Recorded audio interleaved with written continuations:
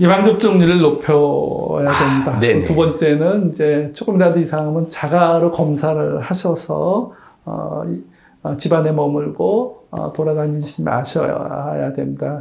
그 공중보건 시설이나 또는 이런 데에서는 반드시 아직은 이제 그 마스크를 쓰셔야 됩니다. 안녕하세요. 의사 출신 기자 동아일보 이진한 의학전 기자입니다. 자, 코로나19의 확산이 심상치가 않습니다. 그리고 이 확산을 막기 위해 기존의 거리두기 벅차고 있는데요. 그래서 석학들이 모인 대한민국 의학 한림원에서 시청자들 위해서 준비를 했습니다. 바로 의학 한림원 코로나19를 말한다. 그 첫 번째 시간입니다. 코로나19 앞으로 전망과 대응 방법에 대해서 알아보는 시간을 마련했습니다. 국내 최고 전문가를 모시고 이야기를 하는 만큼 여러분 이 영상 끝까지 봐주시고요. 구독과 좋아요도 꼭 눌러주십시오. 바로 시작합니다. 안녕하세요. 안녕하세요. 이렇게 또 개인적으로 보기엔 또 오랜만입니다. 네, 반갑습니다. 네네. 우리 시청자들께 소개 좀 부탁합니다. 저는 이제 현재는 서울대 의과대학에 있습니다. 건강사회 정책실을 맡아보고 있고요. 공중보건의학을 보건대학원에서 가르치고 있습니다. 주요 역학을 가르치고 있고요. 2007년서부터 11년까지 우리 질병관리본부장을 지냈습니다. 그 당시에 이제 전염병이 많이 유행했는데 그 전염병을 막는데 온 힘을 기울였던 것 같습니다. 제 공무원 생활이 한 23년 정도 됩니다. 그 중에 반 이상의 전염병을 가지고 일했었던 것 같습니다. 네, 우리 이종우 교수님은요, 그 2007년부터 11년 최장수 질병관리본부장을 또 하셨고요. 그 당시 신종플루가 엄청 번지지 않았습니까? 예. 야, 그때 그 최전방에서 전염병과 방역을 또 열심히 맡아서 해주셨고, 또 중요한 게 있습니다. 바로 그 당시에 정말 부족할 뻔했던 치료제, 타미플루, 이걸 갖다가 무려 몇만 분? 1000만 명분을 비축을 해가지고 온 국민이 안심하고 그래도 그 극복을 잘 하셨습니다. 그 당시에 고생 많으셨죠? 또 더 중요한 거는 2,500만 명분의 백신을 우리나라에서 개발해서 아주 네네. 적시에 예방접종을 해서 우리 인플루엔자를 극복할 수 있었습니다. 퇴치가 됐죠. 백신 개발이 쉽지 않았죠. 인플루엔자만 해도 WHO에서 시드, 종자 바이러스를 주고 또 하기 때문에 사실 쉽게 개발했는데 이번에는 이제 자체 개발을 해야 되는 부분들이 있기 때문에 이렇게 쉽지 않은 거였죠. 네. 그래서 예방접종률을 높이는 게 이제 핵심인데 네네. 예방접종률을 높이려면은 제일 중요한 게 백신이 이제 공급이 잘 돼야 되죠. 자, 얼마나 중요한 얘기인지 처음부터 그냥 결론을 다 얘기해 주셨습니다. 하지만 예방접종 정말 중요한 만큼 계속 강조를 하겠는데요. 자, 추석 이후 확진자가 정말 생각도 못했던 3,000명이 넘어버렸습니다. 3,000명보다 더 많이 생겼을 때 과연 우리가 이런 스티뮬레이션 테스트에서 견딜 만큼 우리의 보건의료 체계가 감당할 수 있는지 이게 충분히 정부에서 아마 이제 돌려보고 있는 것 같습니다. 문제는 왜 갑자기 3,000명, 4,000명이 생겼느냐. 그 부분을 좀 우리가 잠시 들여다봐야 되는데요. 네네. 최근에 데이터를 보면은 방역망 안에서 관리하는 율이 점점 떨어집니다. 그러니까는 어디서 갑자기 환자가 튀어나오는 거죠. 이게 29%까지 떨어졌습니다. 한 3주 전, 4주 전만 해도 36% 정도 돼 있거든요. 이게 떨어진다는 얘기는 환자 관리가 잘 안 된다라는 얘기입니다. 네. 다만 이제 아까 지금 환자가 생겨나는 부분들이 이미 예방접종 하신 분들에서는 중증이 되지 않는데 예방접종을 하지 않은 그룹들 거의 90%가 예방접종 하지 않은 그룹들에서 지금 생겨나는 거거든요. 그렇죠. 그래서 이것을 빨리 막기 위해서 예방접종률을 신속하게 높이는 것이 이제 대책입니다. 그래서 국민들께서 혹시 내가 좀 이상하다 그러면 빨리빨리 보건소하고 연락을 해서 검사를 받고 혹시 이제 문제가 있으면 빨리 이제 우리 남한테 옮기지 않는 조치를 취해야 되는데 이런 것들은 상당히 많은 국민들의 협조가 필요하고 자발적인 어떤 참여가 필요한 거죠. 많이 지치셨지만은 조금 더 이게 정부가 뭐 이렇게 하니까 따라서 하는 게 아니고 우리 사회, 우리 아이들, 우리 집안 식구들을 보호하기 위해선 내 스스로가 감염 예방을 위한 조치들, 네네. 행동들을 하나하나 수칙들을 지켜나가셔야지 네. 전체 사회가 안전해진다. 알겠습니다. 그 급진하고 있는 확진자 때문에 우리나라만의 상황이 아닙니다. 사실은 이 비슷한 상황이 여러 나라에서 네. 지금 동시다발적으로 증가하지 않습니까? 백신을 맞더라도 확진자가 지금 증가하고 있는 데가 대표적이니까 싱가포르부터 시가지 영국부터 여러 군데가 있는데, 자, 외국에서는 어떻게 좀 대응하고 있는 건가요? 싱가포르가 한동안 이제 6월 말에 이제 그 많이 풀었습니다. 그러는데 이번 주서부터 다시 이제 엄격하게 이제 제한을 하기, 다시 말해서 5명 모이는 걸 2사람으로 줄였고요. 네네. 모든 직장들은 재택근무를 하고 학교는 이제 클로즈하면서 원격 수업을 하게 되는 형태로 바뀌었습니다. 그리고 우와. 부스터 예방 접종을 강화하고 네네. 있고요. 네네. 그 다음에 조금 아까 제가 말씀드렸듯이 조금 이상하면 이제 검사를 받아라 이런 것들을 홍보하고 있고, 사회적 거리두기가 강화되면서 소상공인들이 피해를 많이 입지 않습니까? 네네. 그래서 무려 6억 5천만 싱가포르 달러를 소상공인 지원하는 2주 동안에 이렇게 지원하는 와. 그런 재난지원금을 급히 만들어서 이거를 지원을 하면서 네네. 국민들이 참여하는 것을 이렇게 하는 것 같습니다. 그래서 네네.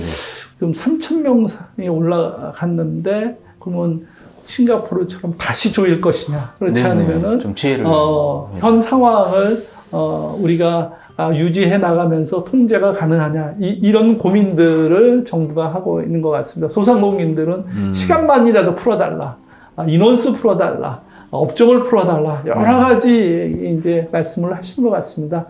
고민이 상당히 많고 했는데 순서를 좀 다시 정해서 잘 정해서 시간을 늘린다든가 이런 기준을 정부가 준비하는 것 같습니다. 그러면은 그게 바로 위드 코로나죠. 자, 위드 코로나 얘기를 하셨습니다. 결국 이 이야기가 나올 수밖에 없는데, 이게 확진자가 증가하면서 위드 코로나가 좀 물 건너가지 않느냐는 또 많은 또 걱정, 우려 뭐 이런 것들이 다 포함되어 있습니다. 자, 전문가로서 이 위드 코로나, 이 와중에 위드 코로나가 과연 연착륙을 할 수 있을지.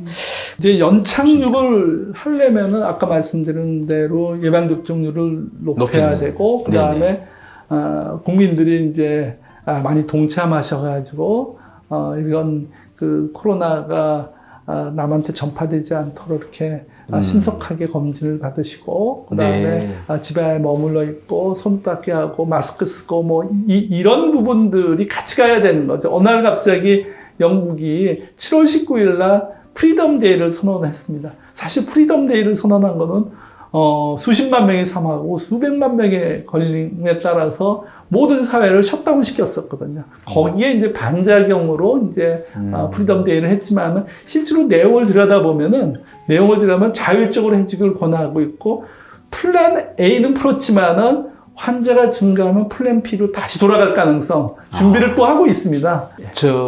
근데 한 가지 궁금한 게, 그 영국이나 뭐 미국 이런 뉴스를 보면 이제 시민들이 마스크를 쓴 사람을 거의 볼 수가 없거든요. 그래, 그걸 보고, 저 나라는 벌써 위드 코로나를 하고 있네? 뭐 이렇게 생각하는 분이 굉장히 많습니다. 네. 실제로. 그러니까 마스크를 벗은 것만은 사실인데요. 네네. 거기에 이제 자율적으로 필요한 경우는 퍼블릭 이 섹터, 예를 들어서 어디 많이 모이는 곳들, 그 다음에 어른네들, 이런 사람들은 이제 마스크를 쓰도록 이렇게 하고 있습니다. 알겠습니다.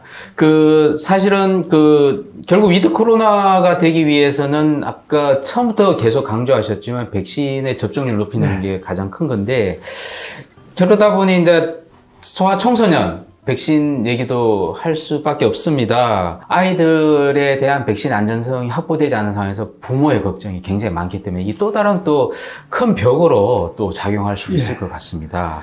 어떻게 접근하는 게 좋을까요? 그러니까는 저희가 이제 예방접종을 할 때 아스트라제네카 백신은 주로 50세 이상의 사람들한테 썼죠. 여러 가지 부작용이 이제 심각한 부작용이 예측돼서, 그다음에 이제 모더나를 사용했는데 파이저나 모더나가 심근염을 발생하는 것이 이제 확인되면서부터 젊은 사람한테 생긴 것부터 걱정을 많이 하셨는데, 득과 실을 따졌을 때 개개인에 보면은 이제 본인한테 당하면 100%죠. 근데 사회 전체로 보면은 이제 총합은 이제 득이 많은 거죠. 그래서 결국은 그런 참여의 핵심이 접종 누르기에서 참여해야 돼요. 두 번째는 이제 지금 백신이 가지는 한계라는 게 아직 이제 임상 시험이 끝나지 않은 부분이 있죠. 네. 6개월서부터 12세. 네네. 요거는 아직 임상 시험 중에서 아마 네, 확인이 이제 더 돼야 되고 지금 네. 이제 막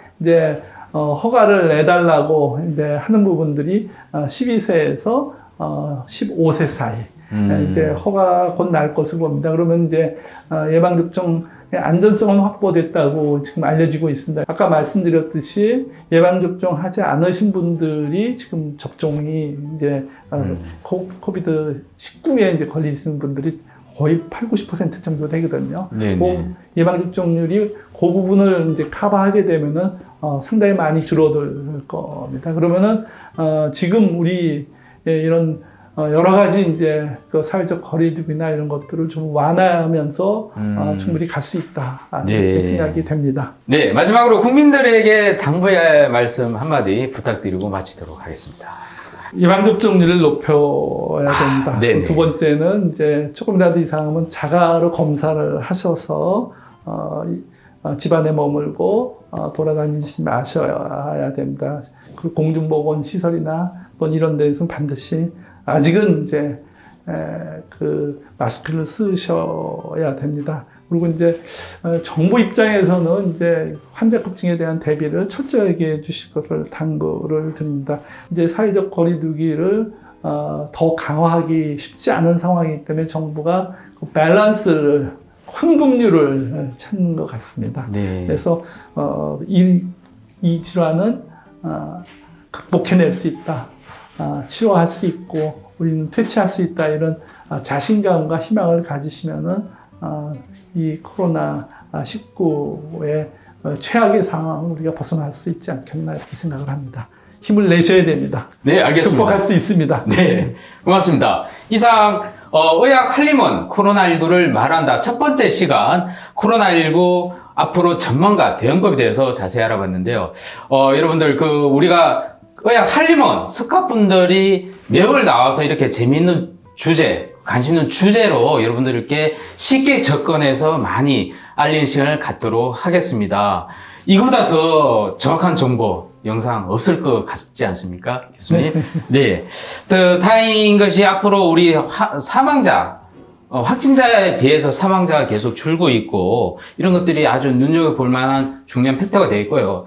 위드 코로나가 잘 정착될 수 있도록 보건당국 그리고 국민들이 모두 다 함께 열심히 화이팅을 외쳐야 될 것 같습니다. 그래서 이종 교수님 우리 저랑 화이팅 외치면서 마치도록 하겠습니다. 어떻게 할까요? 위드 코로나를 위하여 화이팅!